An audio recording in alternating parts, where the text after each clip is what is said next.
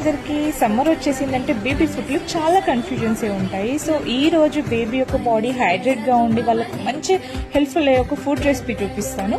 Rice ఇంకా మూంగ్ దాల్ తీసుకొని first కడిగేసి నానబెట్టేసుకోవాలి. మన కూర దోసకాయ ఉంటుంది కదా ఎల్లో కలర్ రౌండ్లో, అది అనేది మనం తీసుకోవాలి. ఇంకా అంతే, ఆయిల్ వేసేసి కొంచెం జీరా వేసేసుకుని అవి మగ్గిపోయాక మనం ఏదైతే దోసకాయ తీసుకున్నామో అవి ఆయిల్లో వేసేసి మంచిగా మగ్గిపోయాక 1 year రేపు బేబీస్కి అయితే కొంచెం సాల్ట్ ఇంకా పెప్పర్ ఇంకా టర్మరిక్ వేసేసుకొని ఇంకా మన టేస్ట్ ఎన్హాన్స్ చేయడానికి ఇందులో టమాటా ఆప్షనల్, మీరు వేసుకోవాలనుకో వేసుకోవచ్చు. సో నేనైతే టేస్ట్ కోసం వేస్తాను. దెన్ ఆఫ్టర్ మనం కడిగి నానబెట్టేసుకున్న రైస్ ఇంకా మూంగ్ దాల్ వేసేసి కలిపేసుకోవడమే. దెన్ ఆఫ్టర్ ఇంకా మనం అడ్జస్టబుల్ వాటర్ పోసేసి మంచిగా మెత్తగా కుక్ చేసుకోవాలి. ఎందుకంటే స్మాష్ చేస్తాం కాబట్టి స్మాష్కి ఈజీగా ఉంటుంది.